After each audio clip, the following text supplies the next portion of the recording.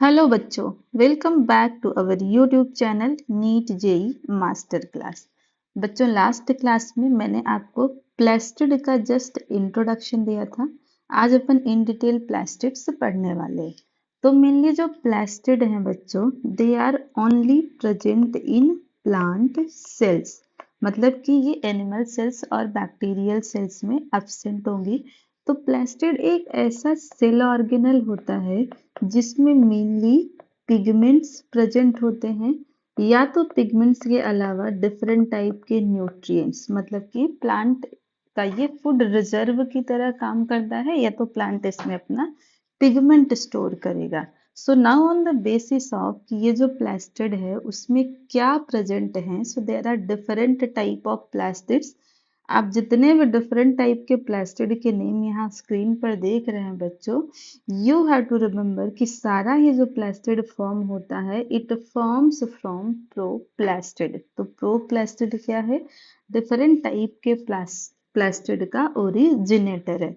तो प्रोप्लास्टिड से हमारे मेनली थ्री टाइप के प्लास्टिड फॉर्म होते हैं। नंबर वन है chromoplast, second is chloroplast and third one is leucoplast. Chromoplast का क्या फंक्शन होता है? तो क्रोमोप्लास्ट मेनली जो आप सारे ब्यूटीफुल फ्लावर देखते हैं या फ्रूट्स के जो डिफरेंट कलर्स आपको दिखाई देते हैं बच्चों, they are all because of chromoplast. तो क्रोमोप्लास्ट में mainly yellow and blue colour का पिगमेंट प्रेजेंट होता है। Now coming to the chloroplast, तो क्लोरोप्लास्ट इन डिटेल हम डिस्कस करेंगे जस्ट इस स्लाइड के बाद। और लास्ट जो हमारा है बच्चों, दैट इज ल्यूकोप्लास्ट। तो ल्यूकोप्लास्ट एक ऐसा सेल ऑर्गेनल है जिसमें कोई पिगमेंट स्टोर नहीं होता है, जिसकी वजह से ये होता है बच्चों कलरलेस प्लास्टिड। अब ये जो प्लास्टिड है कलरलेस क्यों होता है? क्योंकि इसमें स्टोर्ड होता है न्यूट्रिएंट्स। तो न्यूट्रिएंट या तो प्रोटीन हो सकता है, या तो स्टार्च हो सकता है, या तो लिपिड्स और फैट्स हो सकते हैं। तो now on the basis of कि कौन सा फूड कंपोनेंट स्टोर है, तो लेट्स से प्रोटीनोप्लास्ट में क्या स्टोर है, तो नाम से ही पता चल रहा है कि इसमें प्रोटीन स्टोर होता है। इलायोप्लास्ट में ऑयल स्टोर होता है बच्चों, एंड अमाइलोप्लास्ट में स्टोर्ड होता है starch. So they are different types of plastid. Now in detail will understand the structure of chloroplast. तो मैंने आपको बताया था कि जो माइटोकॉन्ड्रिया एंड क्लोरोप्लास्ट है, उनके कुछ कैरेक्टरिस्टिक्स क्या होते हैं बच्चों? सिमिलर होते हैं। जैसे कि तो दोनों ही सेल ऑर्गेनल क्या होते हैं? Both of them are double membranous. Next, both of these cell organelles have their own DNA and ribosomes। क्योंकि इनके पास अपना खुद का डीएनए और राइबोसोम होता है, तो ये कुछ अपना प्रोटीन खुद ही बना लेते हैं। That's why these cell organelles are known as semi autonomous cell organelle. क्या बोला जाता है इनको? Semi autonomous cell organelle. क्यों बोला जाता है? क्योंकि इनमें प्रेजेंट होता है इनका खुद का सर्कुलर डीएनए एंड राइबोसोम्स। तो आप स्क्रीन पर देख सकते हैं कि ये जो क्लोरोप्लास्ट है डबल मेम्ब्रेन से सराउंडेड है। इसकी जो बाहर है, this one is outer membrane, और जो उसके बिलो प्रेजेंट है बच्चों, this yellowish layer is inner membrane. तो ये डबल मेम्ब्रेन आ गया समझ में। अब ये जो मेम्ब्रेन के अंदर पूरा स्ट्रक्चर प्रेजेंट है, उस स्ट्रक्चर को कहा जाता है स्ट्रोमा। तो what is stroma? Stroma is fluid or gel like substance present inside the inner membrane of chloroplast। अब स्ट्रोमा के अंदर बच्चों आपको ऐसे बहुत सारे कॉइन शेप्ड स्ट्रक्चर दिखाई दे रहे होंगे। तो एक जो सिंगल कॉइन है, एक सिंगल कॉइन को कहा जाता है बच्चों थाइलेकोइड्स। अब आप देख सकते हैं कि एक कॉइन के ऊपर दूसरा, दूसरे के ऊपर तीसरा, तो अपन कह सकते हैं कि दीज कॉइन्ड, मतलब कि दीज थाइलोकॉइड्स और स्टैक्ड ऑन ईच अदर। और ये जो ग्रुप ऑफ थैलेकॉइड है बच्चों, इसी को कहा जाता है ग्रैनम। तो अगर हम एक की बात करेंगे तो ग्रैनम हो जाएगा। अब आप ऑब्जर्व कर सकते हैं कि इस क्लोरोप्लास्ट के अंदर बहुत सारे क्या प्रेजेंट है? ग्रैना। तो जब हम प्लूरल की बात करेंगे तो वहां पे अपन वर्ड यूज करेंगे बच्चों ग्रैना। तो ग्रैना मतलब प्लूरल और ग्रैनम मतलब singular. Both of they are same thing. अब अगर मैं इस कॉइन की बात करूं तो अगर हम एक ऐसा कॉइन देखें, ये कॉइन मेरा क्या है बच्चों, दिस कॉइन इज थाइलेकोइड्स, तो ये इसकी क्या हो जाएगी, थाइलेकोइड की मेम्ब्रेन हो जाएगी बच्चों, और इसके अंदर का जो स्पेस है वो क्या हो जाएगा, ल्यूमन हो जाएगा। अब ये स्ट्रक्चर को आपको बहुत अच्छे से समझ लेना है, because in 10th standard when we will study the process of photosynthesis, वहां पे आपको क्लोरोप्लास्ट का स्ट्रक्चर नहीं पढ़ाया जाएगा, so you have to remember this structure very clear from this. Okay, so I hope you have understood the structure of chloroplast. Further, we'll move to the next cell organelle, that is vacuoles. क्या नाम है बच्चा इसका, vacuoles. अब जो vacuoles है, this is mostly present in plant cells. Mostly किस में present है, plant cell में. तो अब ये रेयरली किस में प्रेजेंट होगा बच्चों, this is rarely present in animals, और अगर एनिमल्स में वैक्यूल प्रेजेंट भी है तो वो कैसा होगा बच्चों, स्मॉल साइज का वैक्यूल होगा। पर प्लांट के केस में जो वैक्यूल का साइज होता है वो क्या होता है, लार्जर साइज का होता है। कितना लार्ज होता है, तो इतना लार्ज होता है बच्चों कि अराउंड ये 50 to 90% ऑफ प्लांट सेल का volume is occupied by vacuole. तो ये प्लांट की सेल में जो आपको इतना ज्यादा स्पेस लिया हुआ सेल ऑर्गेनल दिखाई दे रहा है बच्चों, वैक्यूल, वैक्यूल में you have to remember one important thing कि ये जो वैक्यूल की मेम्ब्रेन है बच्चों, इसको कहा जाता है क्या बच्चों, इसको कहा जाता है टोनोप्लास्ट। तो टोनोप्लास्ट क्या है, that is membrane of vacuole. अब वैक्यूल सिंगल मेम्ब्रेनस है कि डबल मेम्ब्रेनस, तो बट ऑब्वियस सिंगल मेम्ब्रेनस है। अब क्योंकि जो प्लांट सेल है उसका 50 to 90% वॉल्यूम ऑक्यूपाई कर लेता है वैक्यूल्स, तो प्लांट सेल का जो न्यूक्लियस है बच्चों वो कहाँ पर आ जाता है, साइड पर आ जाता है। तो plant cells mostly have peripheral nucleus, while in case of animals nucleus कहाँ पर होता है बच्चों, वो सेंट्रली लोकेटेड होता है। अब वैक्यूल का फंक्शन क्या है, तो वैक्यूल्स के बहुत सारे फंक्शन है बच्चों। तो वैक्यूल एज ए स्टोरेज का काम करता है, तो क्या स्टोर करेगा, तो मेनली ये स्टोर करता है बच्चों अमाइनो एसिड्स। अमाइनो एसिड्स क्या है, बिल्डिंग ब्लॉक्स ऑफ प्रोटीन। ये स्टोर करता है बच्चों स्टार्च, ये स्टोर करता है डिफरेंट टाइप के organic acids. Apart from the storage, ये प्लांट की डस्टबिन की तरह भी काम करता है, मतलब प्लांट अपना वेस्ट प्रोडक्ट भी वैक्यूल में क्या करता है, स्टोर करता है। And the most important function of the vacuole is कि ये प्लांट में मेंटेन करता है बच्चों रिजिडिटी एंड टर्जिडिटी। क्या मेंटेन करता है बच्चों, rigidity and turgidity. What is turgidity, तो turgidity is firmness of the plant, तो प्लांट की सेल जो स्टिफ और हार्ड होती है that is because of vacuoles. And rigid का क्या मतलब है बच्चों, कि कोई भी ऐसा सेल जो अपने शेप को चेंज नहीं करती है, so no change in shape. तो ये जो रिजिडिटी एंड टर्जिडिटी है वो मेंटेन करने का फंक्शन किसका है बच्चों, वैक्यूल का फंक्शन है। ये जो सारा फंक्शन है वैक्यूल का, this is in plant case. अब अगर अपन एनिमल्स की बात करें तो मैंने कहा कि एनिमल्स में मोस्टली वैक्यूल्स क्या होते हैं, एब्सेंट होते हैं। और अगर एनिमल्स में वैक्यूल्स प्रेजेंट होंगे so they are very smaller in size, ठीक है, तो ये फैक्ट्स आप याद रखेंगे। अब अपन कुछ एनिमल्स का एग्जांपल ले लेते हैं। तो पहला ले लेते हैं अपन अमीबा। तो अमीबा के केस में अपन पढ़ेंगे, जब 10th में पढ़ेंगे, कि अमीबा में क्या फॉर्म होता है, फूड वैक्यूल, जिसमें क्या होता है बच्चों, जिसमें होता है फूड का डाइजेशन। दूसरा एग्जाम्पल अपन पढ़ेंगे बच्चों कि कुछ एक्वाटिक ऑर्गेनिज्म में, क्या कहा मैंने बच्चों, तो कुछ एक्वाटिक ऑर्गेनिजम्स में प्रेजेंट होता है कॉन्ट्रैक्टाइल वैक्यूल, ऐसा वैक्यूल जो कॉन्ट्रैक्ट कर सकता है, और वहां पर इसका फंक्शन हो जाता है बच्चा रिमूवल ऑफ एक्सेस वाटर। क्योंकि एक्वाटिक ऑर्गेनिज्म है तो उनमें पानी डिफ्यूज होके जाता रहता है, तो जो एक्सेस वाटर को रिमूव करने का फंक्शन है वो कौन परफॉर्म करता है बच्चों, वैक्यूल्स परफॉर्म करता है। इसी के साथ हमारे सारे सेल ऑर्गेनल्स क्या हो जाते हैं बच्चों, कंप्लीट हो जाते हैं। अब मैं आपको एक दूसरा सेल ऑर्गेनल बताऊंगी बच्चों, जो हमारे नेक्स्ट टॉपिक के लिए इंपॉर्टेंट है, दैट इज सेल डिवीजन। तो एक एनिमल्स की सेल में सेल ऑर्गेनल होता है जिसको कहा जाता है सेंट्रोजोम। तो सबसे पहले आप याद रखेंगे कि this cell organelle is present in only animal cells. किस में प्रेजेंट है? तो ओनली एनिमल सेल्स में प्रेजेंट है। And this is also membraneless cell organelle. एक और कौन सा मेम्ब्रेनलेस सेल ऑर्गेनल था बच्चों? याद है आपको? तो वो था हमारा राइबोसोम।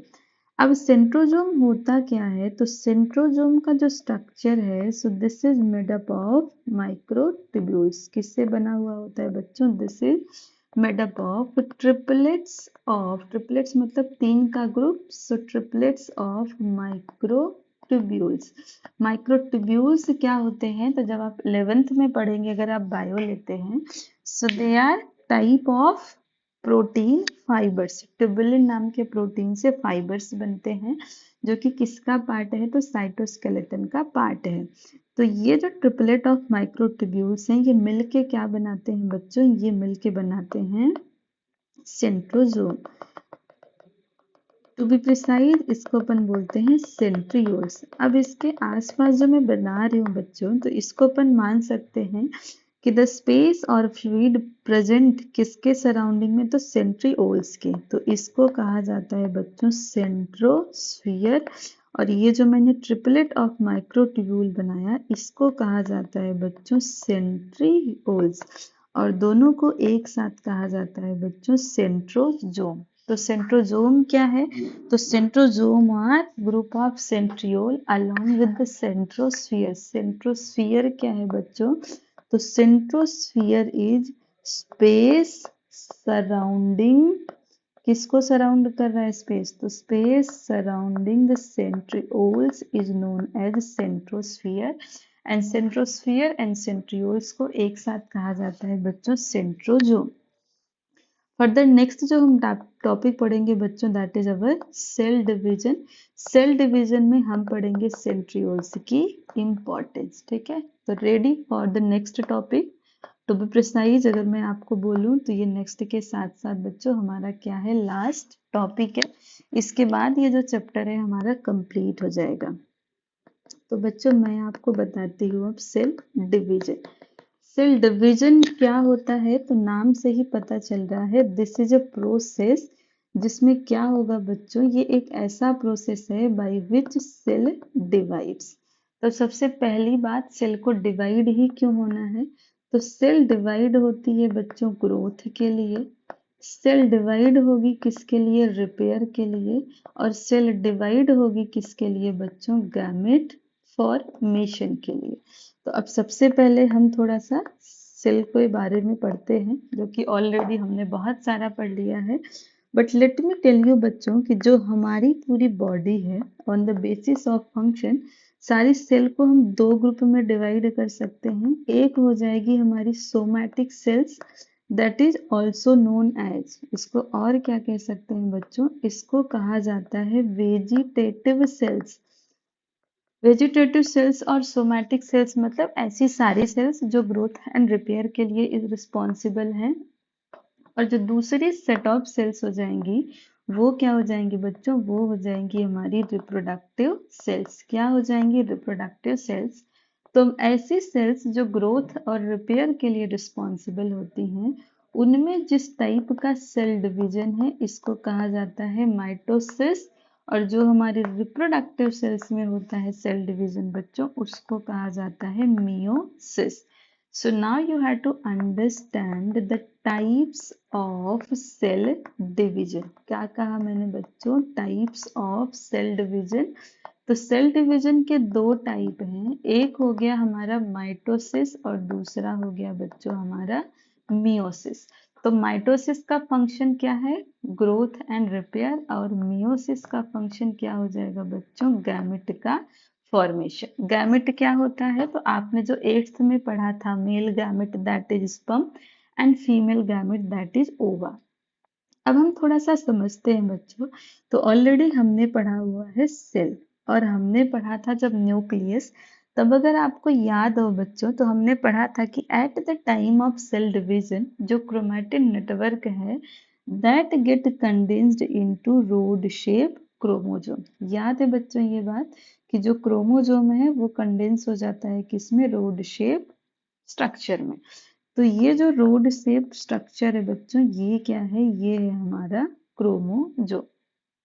तो अब ये जो सेल डिवाइड होने जा रही है बच्चों, इस सेल को कहा जाता है मदर सेल। क्या कहा जाता है, मदर सेल। तो मदर सेल क्या करती है बच्चों, डिवीजन के पहले अपने आप को प्रिपेयर करती है। मतलब ये क्या करेगी, इस क्रोमोसोम का एक रेप्लिका बनाएगी, ठीक है। और उसके बाद ये जो भी डॉटर सेल हैं, उनमें इन क्रोमोसोम को इक्वल अमाउंट में क्या करेगी बच्चों, तो इक्वल अमाउंट में ये डिस्ट्रीब्यूट कर देगी। क्या कर देगी बच्चों, ये इक्वल अमाउंट में क्रोमोसोम को डिस्ट्रीब्यूट कर देगी। ये बात आई बच्चों समझ में आपको? आई होप ये आपको समझ में आ रहा होगा। ये थोड़ा सा नया कंसेप्ट है, so you have to understand it very clearly, ठीक है। ना समझ में आए कुछ भी तो आपको कमेंट बॉक्स में अपने डाउट को लिख देना है बच्चों। तो अब मदर सेल डिवाइड होके जो सेल बनाती है बच्चों, इसको कहा जाता है डॉटर सेल्स। क्या कहा जाता है बच्चों, डॉटर सेल्स। तो माइटोसिस में अपन याद रखेंगे, चलिए यहाँ पे अपन डिफरेंस कर लेते हैं बच्चों, माइटोसिस एंड मियोसिस का। ये आपके स्कूल में कई बार क्वेश्चन पूछ लिया जाता है। तो सबसे पहले हम माइटोसिस पढ़ते हैं कि माइटोसिस एक ऐसा सेल डिवीजन है जो रिस्पॉन्सिबल है किसके लिए, ग्रोथ एंड रिपेयर के लिए। और मियोसिस ऐसा सेल डिवीजन है जो रिस्पॉन्सिबल है किसके लिए, गैमेट फॉर्मेशन के लिए। नेक्स्ट जो डिफरेंस है, mitosis takes place in somatic cells, while जो मियोसिस है that takes place in reproductive cells. Next जो डिफरेंस है कि जो माइटोसिस है that is known as equational division, और ये जो होता है बच्चों, this is known as reductional division. इसका मतलब क्या है मैं आपको अभी समझाती हूँ बच्चों। और फोर्थ जो डिफरेंस हो जाएगा बच्चों, कि जो माइटोसिस होता है उसमें फॉर्म होती हैं 2 नंबर ऑफ डॉटर सेल्स, और मियोसिस में फॉर्म होती है बच्चों 4 नंबर ऑफ डॉटर सेल्स। इतना डिफरेंस आप यहाँ से बच्चों याद कर लेंगे। अब ये इक्विटेशनल डिवीजन क्या है और रिडक्शनल डिवीजन क्या है, 2 सेल क्यों बनती है और 4 सेल क्यों बनती है, वो मैं आपको यहाँ से समझाती हूँ बच्चों। तो ये हमारा एनसीईआरटी की बुक का डायग्राम है, जिसमें अपन सबसे पहले माइटोसिस देखते हैं कि माइटोसिस में जो मदर सेल है वो क्या करती है। तो आप देखिए इसमें 4 क्रोमोसोम है, 1 2 3 एंड 4। तो जो हमारी डॉटर सेल्स हैं उसमें भी 4 ही क्रोमोसोम है, 1 2 3 एंड 4। तो यहाँ पे जो नंबर ऑफ क्रोमोसोम है बच्चों, जितना मदर सेल में है उतना ही डॉटर सेल में होता है। इसलिए इस सेल डिवीजन को कहा जाता है इक्विटेशनल सेल डिवीजन। वाइल जो मियोसिस है बच्चों, तो मदर सेल में कितने क्रोमोसोम है, 4, ठीक है। अब यहाँ पे डॉटर सेल में कितने क्रोमोसोम है बच्चों, 2। तो यहाँ पे नंबर ऑफ क्रोमोसोम का क्या हो जाता है, reduction. That's why this is known as reductional division. अब जो नंबर ऑफ क्रोमोसोम है वो रिड्यूस क्यों हो रहा है बच्चों, तो आपको समझना है कि अब ये बना क्या रहा है, गैमेट्स। तो मान लीजिए अगर स्पर्म बन रहा है तो उसमें नंबर ऑफ क्रोमोसोम कितने होंगे, 23 होंगे। क्यों, क्योंकि स्पर्म जाके एग के साथ फ्यूज करेगा जिसमें भी नंबर ऑफ क्रोमोसोम होंगे 23, और जो जाइगोट बनेगा उसमें नंबर ऑफ क्रोमोसोम क्या हो जाएगा बच्चों, रिस्टोर हो जाएगा, दैट इज 46। तो अब जो हमारा माइटोसिस और मियोसिस में एक और डिफरेंस अपन लिख लेते हैं बच्चों, कि जो माइटोसिस है that completes in single step में कंप्लीट हो जाता है बच्चों, और जो हमारा मियोसिस है दैट कंप्लीट्स इन 2 स्टेप्स। और 2 स्टेप्स कौन कौन से हैं, तो पहला हो जाएगा मियोसिस 1, एंड जो सेकेंड स्टेप है बच्चों दैट इज मियोसिस 2। तो यहाँ पे मियोसिस 1 ही क्या है, हमारा रिडक्शनल डिवीजन। और अब जो मियोसिस 2 है बच्चों that is similar to mitosis. किस सेंस में बोल रही हूँ, तो यहाँ पे अगर ध्यान से देखें तो जितने number of chromosome mother cell में हैं उतने ही नंबर ऑफ क्रोमोसोम प्रेजेंट होते हैं किसमें बच्चों, डॉटर सेल्स में। तो आई होप ये आपको समझ में आ गया होगा। अब इन डिटेल जो सेल और सेल डिवीजन है, अगर आप बायो लेते हैं बच्चों तो 11th में आपको ये 2 चैप्टर में पढ़ना पड़ेगा। एक कंप्लीट चैप्टर सेल का होगा और एक दूसरा कंप्लीट चैप्टर हो जाएगा बच्चों cell cycle and cell division. So all the very best बच्चों, कीप लर्निंग।